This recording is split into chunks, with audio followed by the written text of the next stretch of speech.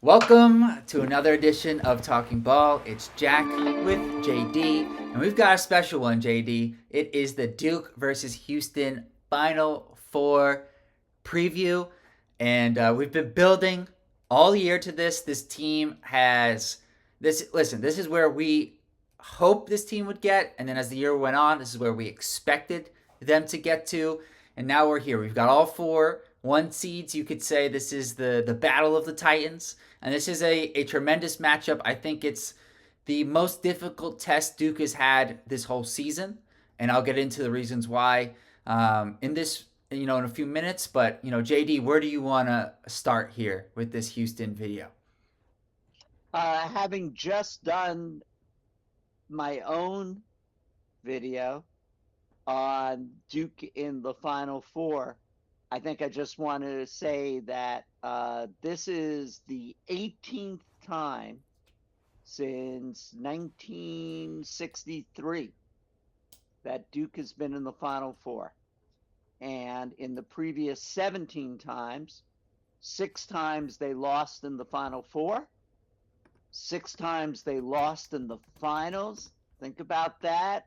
Any one of those games could have gone differently. And instead of having 5 national championships, we could have had 6, 7. But I think we're about to add to the total number of national championships, even though, as you said, Jack, it is going to be brutal getting there. But we're going to get there. This is exactly what you want, though. There's gonna be no questions about it, right? All we've heard throughout the season, not just outside but inside this program, has been Duke hasn't played anybody. What are they going to be like when they play against top tier competition, especially the SEC? How are they going to fare against these teams from the SEC, etc.? And we just saw how that went against one of the top teams in the SEC, but now we have the top team from the Big 12. And on KenPom, this is the second best team in terms of net rating. You have the number one offense going up against the number one defense. And I think in a lot of ways that's kind of a lazy way to go about this because, yes, Duke is the number one offense, but they are also the number four rated defense. And Houston, not too shabby, they're the 10th rated offense. So I think it's easy. The easy narrative, if you got number one offense, number one defense. And when you say that, you would think, well, they're not so, Duke's not so good defensively or Houston not so good offensively. But that's not the case. And another stat that I think is a couple of stats actually, that I think points out to how closely these teams are in terms of statistics. Duke has 3 losses on the season, 35-3. They're by a combined 14 points. Houston is 34-4. They have 4 losses on the season, 3 of those in overtime. They are by a combined 14 points. That's a great stat. And 3 of the 4 losses were in overtime. Wow. And those losses for Houston, I mean, no shame. They're Auburn, Alabama, San Diego State, and Texas Tech. Three Elite Eight teams right there. And San Diego State made the tournament. So you've also got Duke is on a 15 game winning streak. Houston on a 17 game winning streak. They have the 2 longest winning streaks, obviously, in the country. The SEC, we know about Auburn, and the SEC. Florida took a loss before the tournament, not too far before the tournament, against Georgia. And I just think this is there on paper. It's a great matchup, and we're gonna break this one down. And I think there are areas where Duke can have success, and there are also ways where Houston can have success against Duke. And I think it's going to be fun to break this one down. So, the old expression, to be the best, you have to beat the best. And if Duke is cutting down nets come Monday night, they will deserve to be there and end this discussion about which a lot of it I raised, along with lots of other people about, you know, how would they do against the SEC teams? How would they do against the other teams that don't play tough competition? Well, Arizona, Alabama, Houston, and then the winner of Florida, Auburn. And at that point, when Duke cuts down the nets, they'll be able to say they have beat the best as well. All right, let's go through Houston. Let's break down this team because I'm kind of itching to get into this. So I know you are, but Jack, we are going through Houston. let's set it up. Let's set it up. You know, we've got to make content here, JD. You know, otherwise, what's the point of listening? So or watching, depending on if people are on YouTube or via podcast here. Make sure you subscribe to the channel if you're watching here on YouTube. So Houston, like us, share this YouTube. I still don't know what to call it. A YouTube video. We're losing people, JD. But like us, share us. It is a video. Helps us grow. Yes, thank you. So Houston, they have an 8-man rotation, and I think before I even get into the team and some of the team statistics, I think it's important for us Duke fans to remember we've had a theme on this channel. Shout out Lawrence Freeman of Duke on the Revenge Tour. I think as Duke fans we have to recognize that for Houston, this is the opportunity for them to be revenge with the way last season ended for them. And Jamal Shead getting hurt and them feeling like they were the better team and it just wasn't their night. And the reason I bring that up is because they have an 8-man rotation, really, okay? So Duke's a little bit deeper, but not a ton. Pretty similar. LJ Cryer, Emmanuel Sharp, J'Wan Roberts, Javier Francis, and Malik Wilson all played in that game. So there's 5 guys. Ooh. Whereas for Duke, it's just Tyrese Proctor. Caleb Foster was hurt for that game. He didn't play. Now, 2 other guys for Houston, Terrence Arsenault and Joseph Tugler, were on the team, but were injured as well. So similar to Foster, they didn't play in the game. So you've got 7 of the 8 rotation guys who were, maybe they didn't play in the game, but they were at the game, for Houston. The only new guy for Houston in the rotation is the guy who replaced Jamal Shead, Milos Uzan, who's a junior transfer from Oklahoma. He's their point guard. And he was pass first guy, but he's had some big scoring games in the tournament, specifically the Purdue game, which they won by 2 points with their last second layup off the inbounds play. He had 6 3-pointers in that game. He's not a guy, and speaking of not a guy, you can't leave any of their guards. They all shoot above 40% from 3. Uzan is 6'4", 190. Cryer is 6'1", 200. Sharp is 6'3", 210. J'Wan Roberts is 6'8", 235. Joseph Tugler is 6'8", 230. That's their starting 5. And then off the bench, they have Javier Francis, who started for them last year, 6'8", 235. Terrence Arsenault, 6'6", 205. And then Malik Wilson, 6'3", 175. Now, typically, I wouldn't read through, their heights and weights because we can all look that up. But the reason I'm doing that is because there is a clear difference in size in this game. But there's a caveat. Because if you consider the wingspans, especially for Houston's bigs, they can kind of make up for that. So J'Wan Roberts' wingspan is at least 7 foot. He's 6'8". Terrence Arsenault, he's 6'6". It's got to be between 6'10" and 7 foot. And Tugler and Francis, who are 6'8", their wingspans are 7'6" and 7'5", respectively. Now, to give you guys some context, because sometimes it's kind of hard to understand what does that mean. Khaman Malawac, who we all know and love, his wingspan is 7'5" or 7'6". Now his standing reach is significantly higher because he's taller, but Tugler and Francis have similar wingspans despite being 6 inches shorter to Malawac. So what does that mean? Like what does that mean? Like how does that impact the game?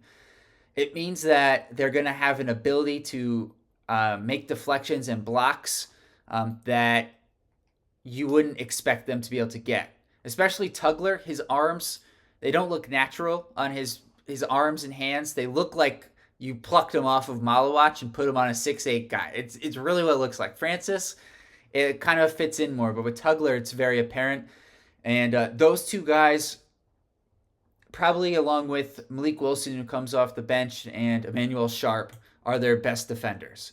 And Joseph Tugler is one of the best defenders in the country. He does it. He just destroys pick and roll. Like he will come out and blitz the coverage, and he makes it very difficult because of his length to be able to get off a pass and just continue to play. And he makes you kind of reset. So in terms of, instead of getting that advantage with the screen, he makes it so it's really hard to do that. And as a team, Houston will blitz the ball screen. So they'll send two at the guy who's dribbling to make it more difficult for them to get that pass off and then take advantage of the fact that there's a 4-on-3. So those are a couple of things that Houston does defensively that could present challenges for Duke. Big challenge there, and one of the clear explanations as to why they're so highly rated for defense.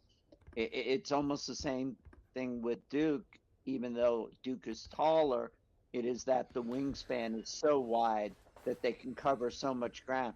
I really hope that we've been saving Malik Brown for just this opportunity. We would love to have his ability to cause deflections out there on the court for this game.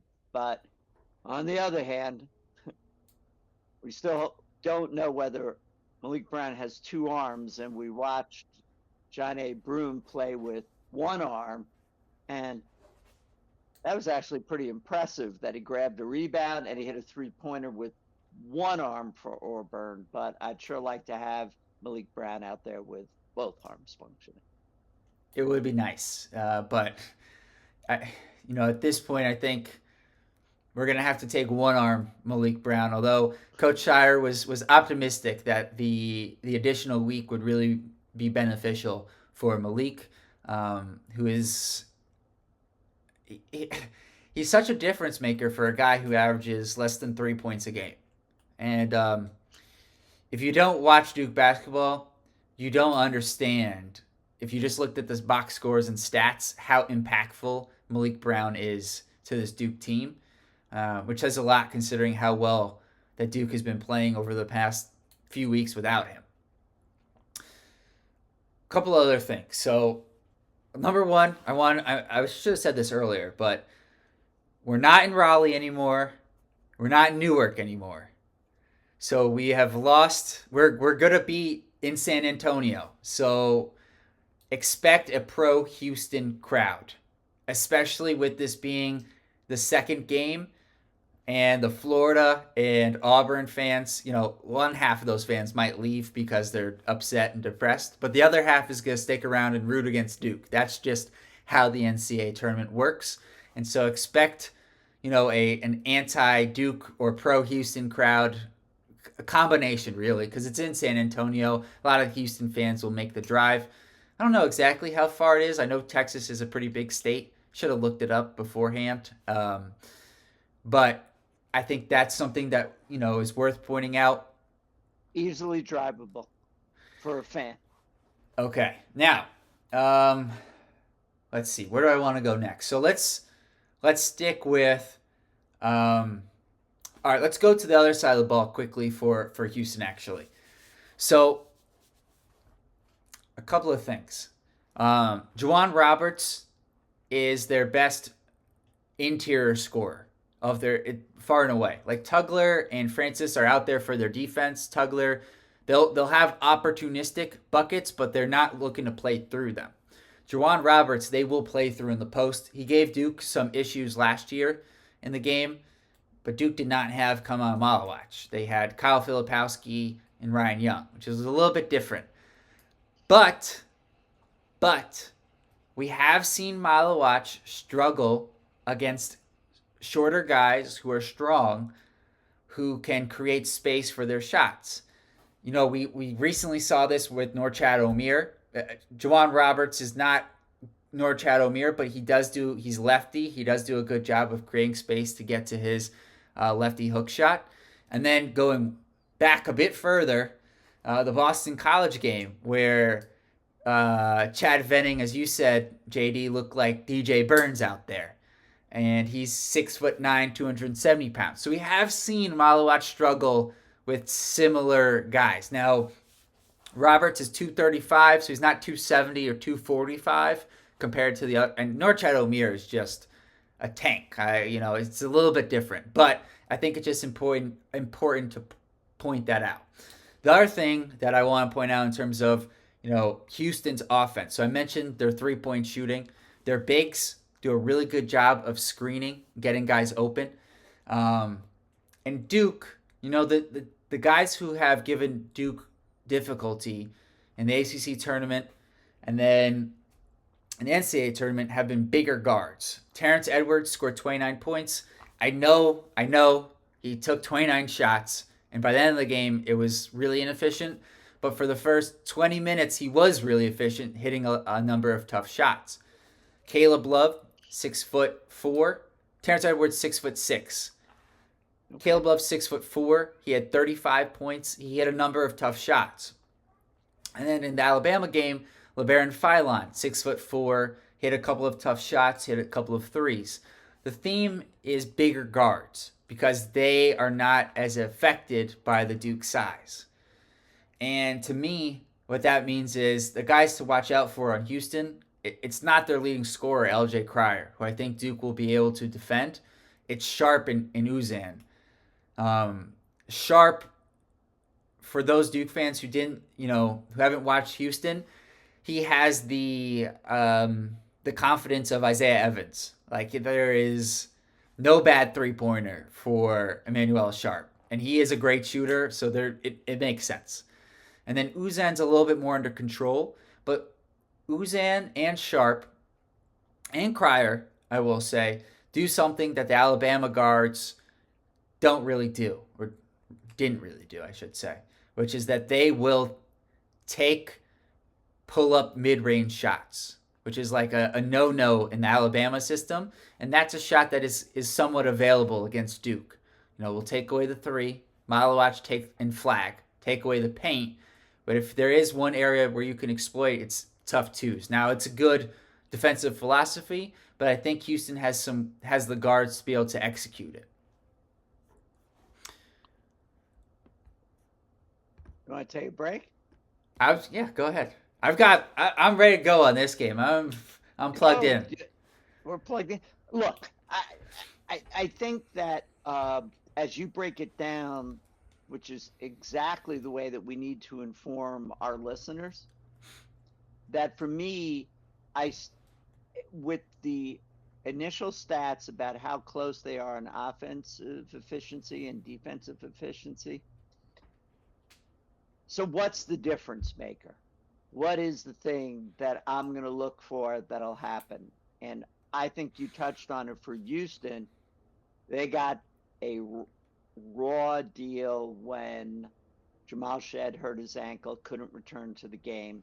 And with so many returning players, this is a pure vengeance. We want to take them out. And these guys all felt it last year. On the other side of the coin, you may say, well, Duke doesn't have that going for him. And I'm going to say, in Cooper Flagg, we believe. Cooper hasn't shown his best stuff, though he has certainly been good. And that it's not just Cooper Flagg now. We now know throughout the tournament that it is clearly Con Knipple, and Mm-hmm. Mal is just gathering more and more confidence with each game that goes by. Vengeance, glory. And I think that's the two things that'll, they're the imponderables that won't come up with the in the stats. But, what's the motivator? What does Coach Sampson say? What does Coach Sire say? How do they get them out there? And, you know, you guys got to dig in. You guys got to play greater defense. You got to play this. But what is it that they say in the locker room? Because I think this is going to be one of the great games in NCAA history.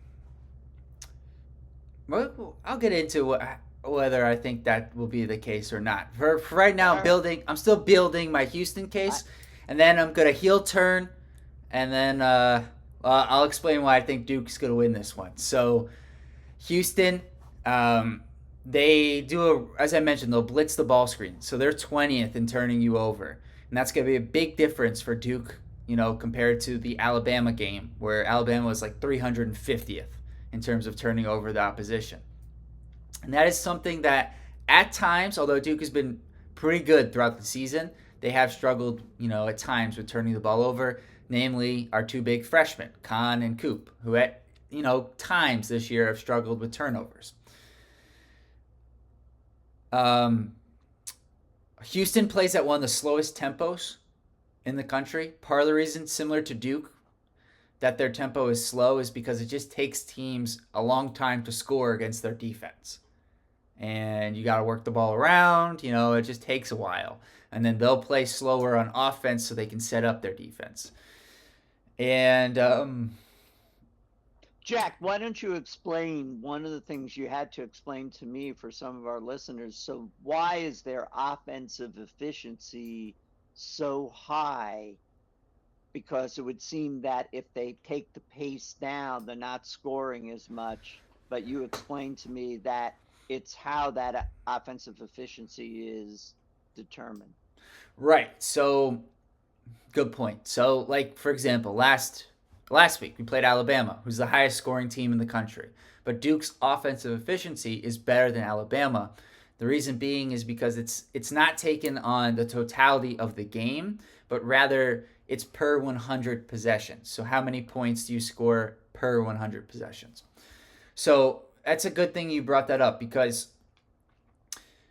Houston, they're 10th in offensive efficiency, and they're like 80th or 90th in offensive rebounds per game, but they're 11th in offensive rebound rate. That's another one of those things where it's about possession versus game, right? And so when you look at it, their effective field goal percentage, which is about, you're combined. All right, that could be a step too far, but you're combining their 2-pointers and their threes. And, for some of our listeners and watchers, they'll understand what I'm talking about. But to simplify it, it's just when you shoot the ball, it's a slightly more complicated field goal percentage where you're combining your 2s and 3s. And that's they're 10th in offensive efficiency, but they're above 100 in their effective field goal percentage. So why did I bring up the offensive rebound rate and their effective field goal percentage? Because their offense is buoyed by their offensive rebounding. If Duke can take away their offensive rebounding, their pure shooting is not as good as Duke's. Very few teams are really close to as good of shooters as Duke is. I mean, they've been on fire. And so that is going to be a key for Duke, and specifically our two big freshmen. Well, it's not specifically. I take that back. It's a collective effort from Duke, because Houston, not only will the bigs crash, but sometimes their guards will as well. And so it's on all whoever's on the court to make sure that they do not get offensive rebounds, similar to the Alabama game. So that doesn't change. I just think Houston is just tougher and more aggressive, and they will get offensive rebounds. Just can Duke limit them? And speaking of Malawach, I noticed something going back through the past couple games. He has picked up over the back fouls in the last 2 games, reaching over smaller players. We can't have that happen in this one. He's too important to be out there because his defensive impact, especially against the guys for Houston, is just going to be massive. And there is a gap between him and Gangba defensively. And so we're going to need him to avoid those types of fouls. All right. You want to go? All right. You're on a roll. So how does Duke beat this Houston team? Because I think Duke's going to win this game. I'm with you, JD. I know I've just spent 20 minutes building the Houston case, and that's because I really respect this team. They're obviously a 1 seed for a reason, and they're a really good team. But Duke is better. They're just better. And if they play up to their capabilities, I think they're going to win this game. Not, it's not going to be like Alabama or Baylor, but they will win it like clearly, but close, if that makes sense. And so here's a couple of things that I think Duke can take advantage of. Number 1, offensively, attack LJ Cryer.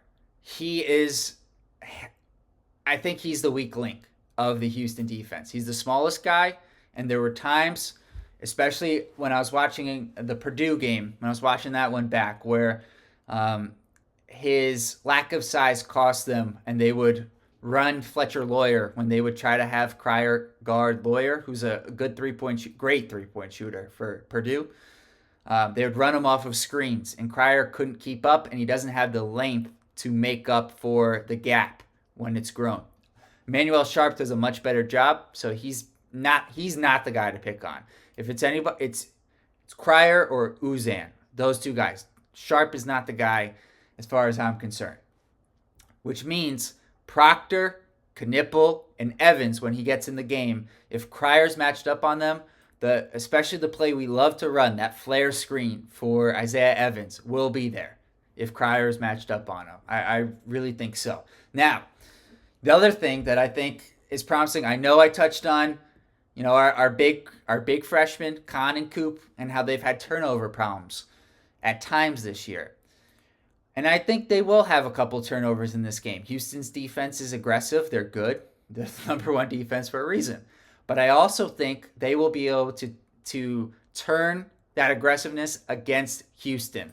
And the reason why is because they are 6'7" and 6'8" or 6'9", and they can see over these Houston players when they send 2 at them or see around them, right? And they have the size to make the passes, and they are incredibly unselfish. And so I think when that happens, Houston will be in rotation, which is going to leave Sion James or Tyrese Proctor open for threes. And that's going to be a problem for Houston because those 2 guys knock down their open threes at a great clip. So as long as they're hitting their shots, I think Duke offensively will be able to, at times, find gaps in the Houston defense. And the last point I want to make before I turn over to you, JD, is during this 17-game winning streak for Houston, they have held their opponents. Only 1 time has their opponent scored more than 70 points, and that was the Gonzaga game. I forget exactly how many they scored. But over the course of the season, when they've only allowed more than 70 points 5 times, and those other 4 times were the other 4 losses. And you remember how we used to talk about the Virginia game? If we get to 70, we've got it. It's the same thing in this one. If Duke can get to above 70 points, which I think they will, Duke will win this game. All right. So another way that I look at this is absolutely moving away from numbers is the number of offensive weapons that Duke has, and they have been, if you don't have the 3-pointer, the height differential in this game, they just use the lob as a weapon. And it's not just a dunk. it is so demoralizing that what you're doing is seeing the court and being able to pass over the players. And all it takes is a little subtle eye manipulation between Mal, and now Gangba's kind of figured out how to do this as well. So if you have that as a weapon to go inside, you have Coop who can score from almost anywhere, 3-pointer. The end of the Arizona game, which was the one where he hit the shot at the end of the first half, when he hit the shot to put him up by 6 at the end of the Arizona game. The first half, yeah. Yeah, the first half where he put it up from about the logo as a jump shot. I mean, so he is free anywhere in the court. He could dunk, he could lay it up, he could lay it up with his left hand. Okay. Knipple, Proctor, and Sion. It's just a question of who's open, and the ball just keeps moving. And they're taller than Houston's players, as you very succinctly pointed out. And so I just think that the totality of their offensive arsenal is so balanced between 3-pointers. Khan loves, and yes, these guys have weight, so it's not going to be that easy, but he loves to get in there and then, drop his shoulder, hope the guy's going to go up, and then go up and draw the foul. I think that it makes it so difficult. And the idea that, as I said earlier, on one side it's revenge and on the other side it's glory. Their first year, Khan, Mal, Coop, the first year players, and they don't, it's like, I don't care what happened in the past. It's Right. great. Glad to hear about it, that they're out for revenge. I don't care. I wasn't there. They never had to play against me. And I know that Coop here absolutely feels that to cement his legacy, certainly here in the Final Four, he is looking for that game and against Johni Broome. If he had a choice between Florida and Auburn, his competitiveness wants to go up against Johni Broome. And let's just settle it right on the court. Who's the best player? The only thing I will say about Coop, in terms of what you're talking about, that they don't necessarily care, is Coop did say after the North Carolina game that he wanted it back because he was at the game last year. And so I do think, because especially Coop and Khan, they're like fans of Larry Bird. They're basketball historians to a degree that most players are just not. And they follow, they know the game. And I just think their basketball IQ is going to be what helps them against this Houston defense, which is really good and talented. I'm curious if, to your point, if Khan will be able to kind of get his bully ball game going against Sharp, because Sharp is shorter, but he's 210 pounds. He's not light, and so he'll be able to shoot over him, but he may not be able to get to the spot where he's comfortable.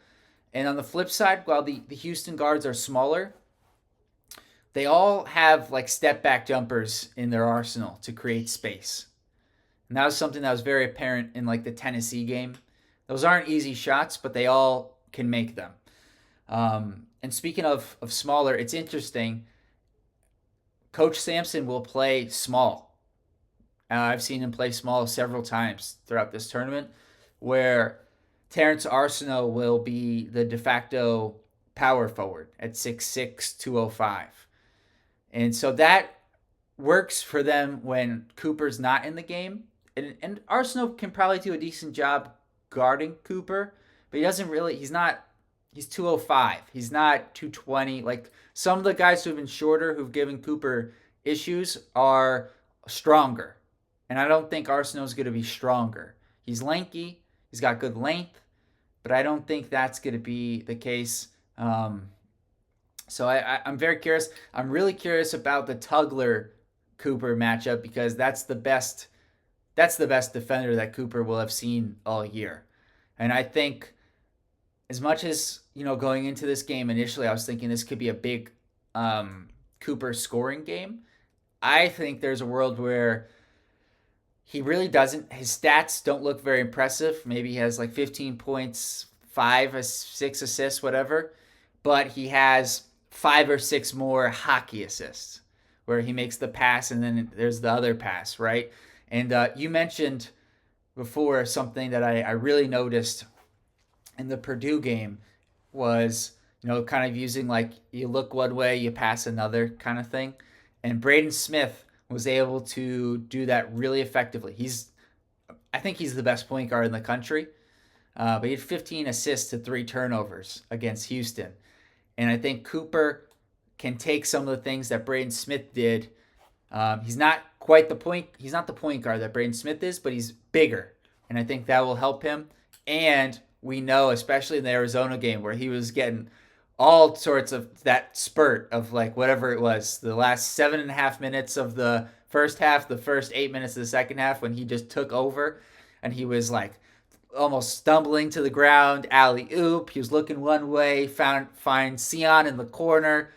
That's the Cooper that I think is going to show up, and that's the one we need. It's not necessarily going to be about his scoring. I think it's his playmaking that's going to be most important. And I think Khan can get involved with that aspect of his game, and we've seen that from him as well. So I think our two big freshman playmakers are going to have a big impact, not with their scoring, but with their passing. So after the starting five for Duke, which I'm very comfortable provide us with a assortment of different kinds of offensive opportunities, we have a Caleb Foster that is much more confident and has shown throughout the 4 games, not all 4, but his minutes on the court have been generally very productive, very helpful. We have Mason Gillis, who is another imponderable about having been to the finals, helping everyone get ready for the game. We have Isaiah Evans, and look, if he did it against Auburn with 6 threes in the first half, he could do it against anybody. It's a question of where it's going to happen. And so maybe it's not 6, it's 3, it's 4, but it's going to happen. And it could be the difference. It could be, as I was doing the history, I went back to the championship game against Wisconsin when freshman Grayson Allen, not yet quite villain Grayson Allen, but freshman Grayson, took over the game as a freshman, and he is credited by many people for why we won the Wisconsin game.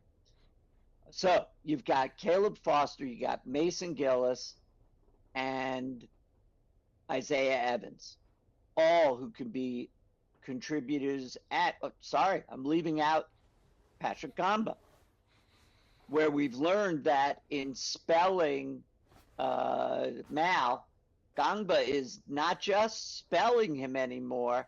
He provides a whole different offensive threat. And he's also learning how to get the alley-oop to him, but he has offensive moves, and his height is significant. So I know you want to get your point in here, so let me just finish. I'll wrap this up to say, we hope we're not in foul trouble. We hope that it's not your game from the 2022 Final Four with the phantom fouls to Mark Williams. We hope it's a game that can be let them play. But not too much, because then Houston will just forearm shiver our guys. We just within reason. Well, in which case, I hope that we get to see Malik Brown. Oh, but I hope it's on our terms, not because of foul trouble, but because this is a good spot for Malik to play. So we've got 4 guys there, in addition to the starting 5, that will see minutes. and it'll be up to Coach Shire to decide where and when. Yeah. Malik was the reason why I was holding up my finger. I just want to make sure we added him because he's just in. We don't know. We've got no idea how healthy he is or how much he's improved over this course of the week. And to your point, it's Foster, Evans, Gillis, Gangba, and Brown. It's a deeper team than Houston, and I think a better team. But the toughness aspect for Houston, the revenge aspect for Houston are X factors, and their defense is legit. Number one. I just think your point earlier was, I think, spot on. The arsenal of weapons that Duke has offensively makes it really difficult. I think it's part of the reason why Houston was so effective against Tennessee is because with Tennessee, there are a couple of guys in their starting lineup, honestly, maybe even three guys, and then the fourth guy's kind of limited, where you can kind of ignore them offensively. Yep. And even so the fourth guy I was thinking of was like Ziegler, who's a really good player. He's 5'9". It's tough for him against these really good defenses to get space for his shot. And so they really only had to focus on Chaz Lanier.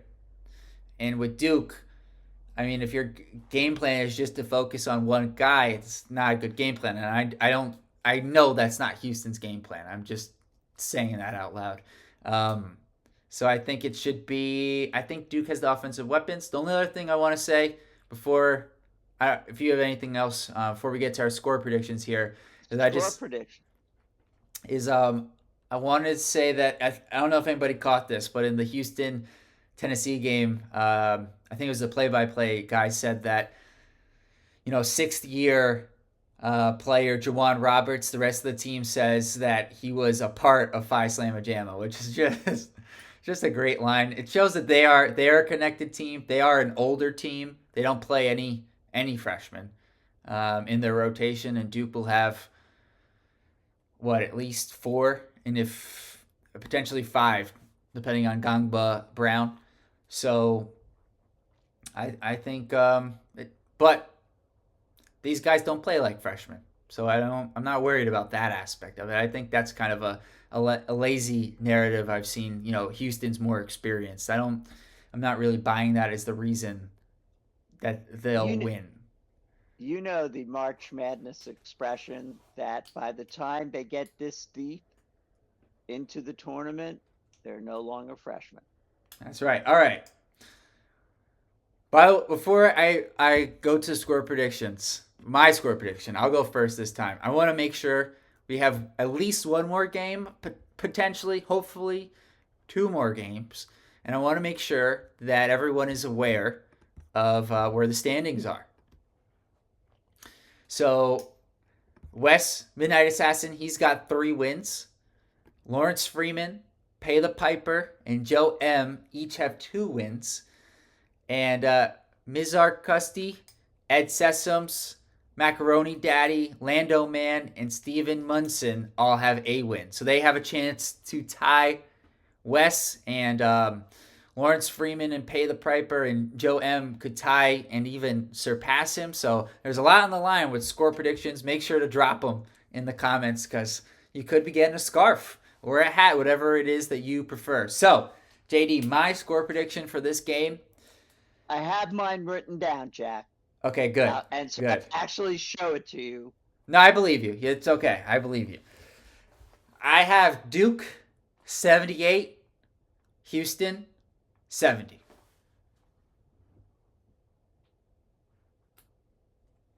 Okay.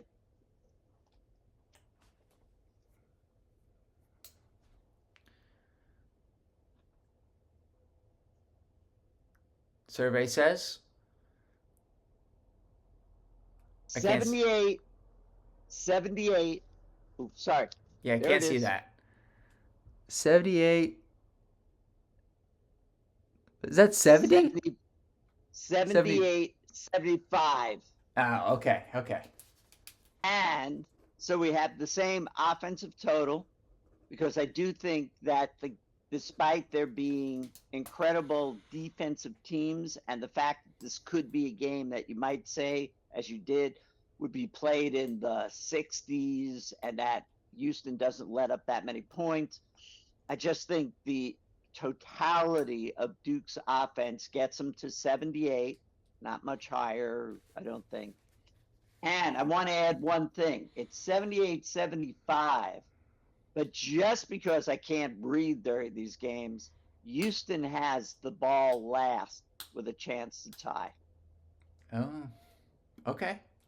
All right, that's a good spot to end. So make sure to tune in to the channel immediately after the Duke versus Houston game Saturday. That game tips off at 8:49 supposedly. Probably won't be until after 9. So I imagine we won't be on until 11:15 or so, maybe 11:30, somewhere in that time. We'll be live though immediately after the game with our post-game show. Please subscribe to the channel, like this video, drop a comment with your thoughts on the game, and share it with your basketball friends. And we will see you guys shortly. Peace. And a plug. If you're really into Duke and its history in the Final Four, catch JD's history of Duke in the Final Four. Look for it. It's a pretty good summation. Unlike the other teams in the Final Four, who have not nearly had the number of appearances that Duke had, it took 20 minutes to sort of give you a little bit of flavor for each of their appearances. So at that point, Jack, absolutely, peace out to our audience. And we look forward to seeing everybody after the Final Four win against Houston. See you guys later.